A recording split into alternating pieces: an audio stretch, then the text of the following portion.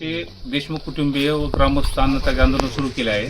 सरकारी वकील म्हणून उज्ज्वल निकमाची नियुक्ती करण्यात आली, पण देशमुख कुटुंब व ग्रामस्थ उपोषणावर ठाम आहे.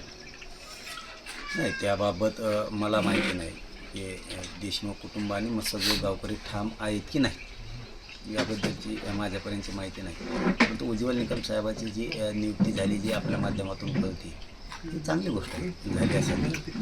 पण विशेष ते तर ठीकच आहे, ते गरजेचंच होतं. पण विशेष यात महत्त्वाचं काय की जे 6 आरोपी आहेत हे कधी होणार आहे, हा लय मोठा कळीचा मुद्दा आहे. नुसतं भावनिक करून नाही चालणार. सरकारने छुपा अजेंडा मस्साजोग प्रकरणात चालवायचा हे नाही जमणार. लोकांना कळतं ते की छुपा अजेंडा कसा चालू आहे. तुम्ही भावनिक नका करू की यानं भ्रष्टाचार केला, हे पुरावे, यांनी खून केला, हा 6 आरोपी, यांनी गाडी दिली, हा 6 आरोपी, त्याचे कागदपत्र, खंडणी कुणी मागितली, त्याचे पुरावे, कोणत्या पोलिसांनी मदत केली, त्याचे पुरावे आणि त्याचं नाव.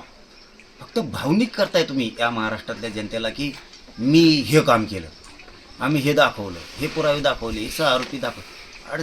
कुणी 6 आरोपी झालं आहे का 3 महिन्यात आणखी? 2 महिनेपासून निकम साहेबाच्या नियुक्तीची मागणी सुरू आहे. तिला 2 महिने लागतात. शेवटी आंदोलनच करावं लागलं.